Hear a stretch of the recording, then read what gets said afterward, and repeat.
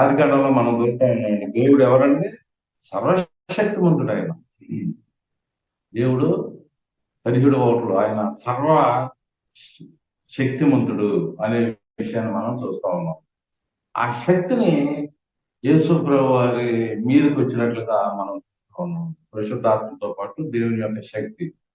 ఎందుకు ఆ శక్తి యేసు ప్రభు వారికి అవసరం అంటే ప్రియమైన వాళ్ళరా, ఆ శక్తి చేత దేవుడు ఏం చేస్తాడు, యేసు ప్రభు వారు ఏం చేస్తాడంటే కొన్ని గొప్ప కార్యాలు చేస్తా ఉన్నట్లుగా మనం చూస్తా ఉన్నాం. 38లోనే మనం చూస్తున్నాం. కనుక దేవుడు ఆయనకు తోడే ఉండేది కనుక ఆయన మేలు చేయొచ్చు. అపవాది చేత పీడింపబడిన వారిని అందరినీ స్వస్థపరచుతూ సంచరించుచుండెను. ఇంకా ఎవరికైనా అనారోగ్యం ఉందనుకోండి, అపవాది చేతే అనారోగ్యత అనేటువంటిది జరుగుతూ ఉన్నట్టుగా మనం ఇక్కడ చూస్తా ఉన్నాం. అటువంటి వాళ్ళని స్వస్థం చేస్తా ఉన్నాడు. స్వస్థం చేయాలంటే ఆ శక్తి అవసరం అన్నమాట. అందుచేత యేసు ప్రభు వారికి శక్తి ఇవ్వబడినట్లుగా, పరిశుద్ధాత్మతో పాటు శక్తి ఇవ్వబడినట్లుగా మనం చూస్తా ఉన్నామండి.